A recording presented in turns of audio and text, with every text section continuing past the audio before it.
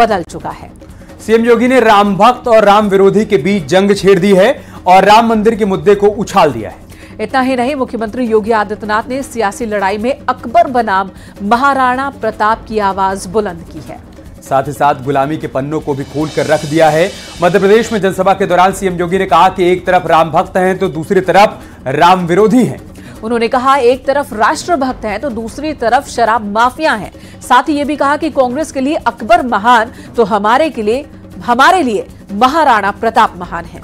साथ ही उन्होंने कहा कि कांग्रेस ने राम और श्री कृष्ण के अस्तित्व को ही नकार दिया था, अब मध्य प्रदेश की जनता कांग्रेस को नकार देगी।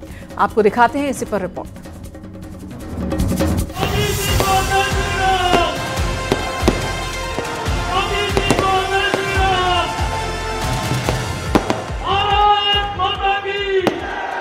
चुनावी राज्यों में योगी फुल ऑन डिमांड में हैं। पहले छत्तीसगढ़ और अब मध्य प्रदेश में हिंदुत्व की हुंकार भर रहे हैं। राम मंदिर के विरोधियों को ललकार रहे हैं और कांग्रेस को धिक्कार रहे हैं। साथ ही संदेश दे रहे हैं, जिस इतिहास को कांग्रेस ने भुलाने की कोशिश की उसे बीजेपी ने अपना मुद्दा बनाया और जो कांग्रेस दशकों में नहीं कर सकी उसे बीजेपी ने सरकार बनने के तुरंत बाद ही कर दिखाया।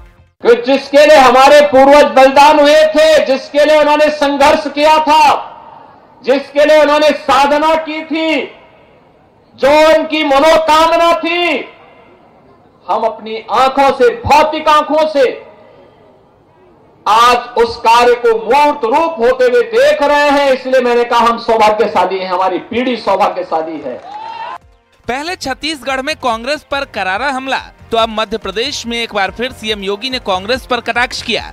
उन्होंने बिना राग लपेट के जनता से सवाल पूछा, क्या अयोध्या में राम मंदिर का काम कांग्रेस कर पाती? क्या कांग्रेस राम मंदिर निर्माण होते देखना चाहती थी? वो तो राम भक्तों ने कहा गुलामी के ढांचे को हटा देंगे, न रहेगा बांस न बजेगी बांसुरी।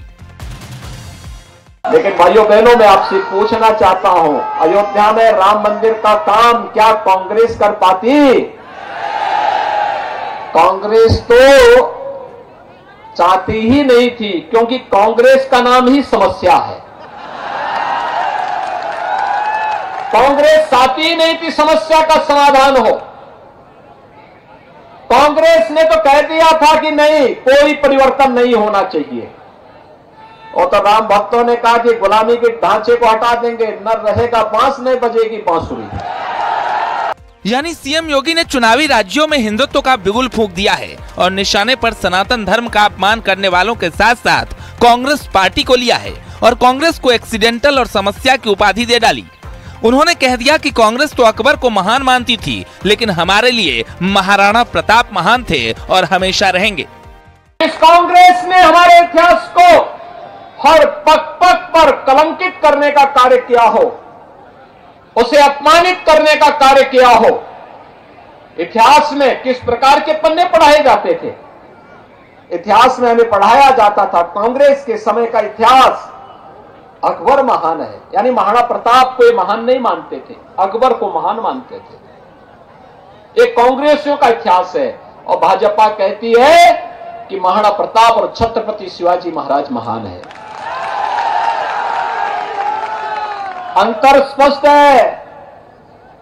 एक और गुलामी की निगाहों से पूरे देश को देखने वाली कांग्रेस देश को पुनः गुलामी की ओर धकेलने का कुत्सित प्रयास कर रही थी।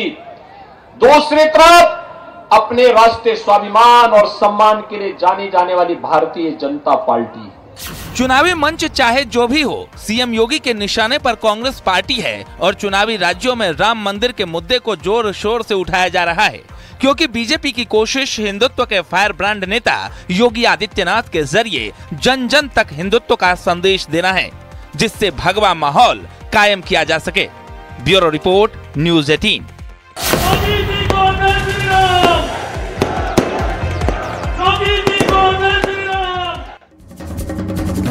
देश प्रदेश में छिड़े चुनावी संग्राम के